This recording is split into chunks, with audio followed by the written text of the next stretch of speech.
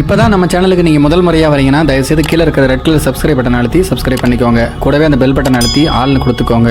அப்போ தான் நம்ம போடுற வீடியோ உங்களுக்கு தினமும் கிடைக்கும். சரி வாங்க இப்போ நம்ம வீடியோக்குள்ளே போகலாம்.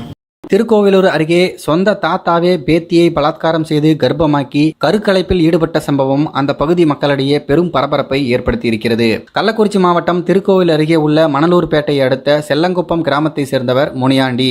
இவருடைய மகள் பொன்னிக்கு 20 ஆண்டுகளுக்கு முன்னர் அதே பகுதியை சேர்ந்த ராஜா என்பவருடன் திருமணம் நடந்திருக்கிறது. அதில் அவர்களுக்கு ஒரு ஆண் ஒரு பெண் குழந்தை பிறந்த நிலைமையில் பொன்னி இறந்து போய்விட ராஜா பிள்ளைகளை விட்டுவிட்டு பெங்களூரில் மற்றொரு பெண்ணை திருமணம் செய்து கொண்டு அங்கேயே வாழ்ந்து வருகிறார். இப்படிப்பட்ட நிலைமையில்தான் இவர்களது 2 குழந்தையும் பொன்னியின் அப்பா மாயாண்டியின் வளர்ப்பில் இருந்துள்ளனர். இதனைத் தொடர்ந்து மாயாண்டி தன்னுடைய 15 வயது பேத்தியுடன் கடந்த 3 ஆண்டுகளாக தகாத உறவில் இருந்து வந்துள்ளார். இந்த நிலைமையில்தான் பேத்தியுடன் தாத்தா தகாத உறவில் இருந்ததின் காரணமாக சிறுமி கர்ப்பமாகி உள்ளார். இந்த சம்பவத்தை மறைக்கும் விதமாக வீட்டை விட்டு தன்னுடைய பேத்தியை வெளியில் அனுப்பாமல் பார்த்து கொண்ட முதியவர் கடந்த 2 நாட்களுக்கு முன்னர் அதே பகுதியை சேர்ந்த இந்திராணி என்பவரின் உதவியுடன் திருக்கோவிலூர் அருகே உள்ள மணம்பூண்டி பகுதியில் வசிக்கும் ஓய்வு பெற்ற செவிலியர் ராஜாமணி என்பவரிடம் கர்ப்பிணியாக இருந்த பேத்திக்கு கருக்கலைப்பை செய்திருக்கிறார்.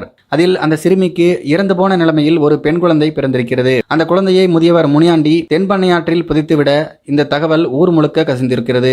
இதனையடுத்து கிராம நிர்வாக அலுவலர் தாமாக முன்வந்து திருக்கோவிலூர் அனைத்து மகளிர் காவல் நிலையத்தில் கொடுத்த புகாரின் பேரில் திருக்கோவிலூர் அனைத்து மகளிர் காவல் நிலைய போலீசார் முதியவர் முனியாண்டி மீதும் அவருக்கு உறுதுணையாக இருந்த அதே கிராமத்தை சேர்ந்த இந்திராணி என்பவர் மீதும் சிறுமிக்கு சட்டவிரோத கருக்கலைப்பு செய்த மணம்பூண்டி பகுதியை சேர்ந்த ஓய்வு பெற்ற செவிலியர் ராஜாமணி உள்ளிட்ட 3 மீதும் போக்சோ உள்ளிட்ட 4 பிரிவுகளின் கீழ் வழக்குப்பதிவு செய்து அவர்களை கைது செய்திருக்கிறார்களாம்.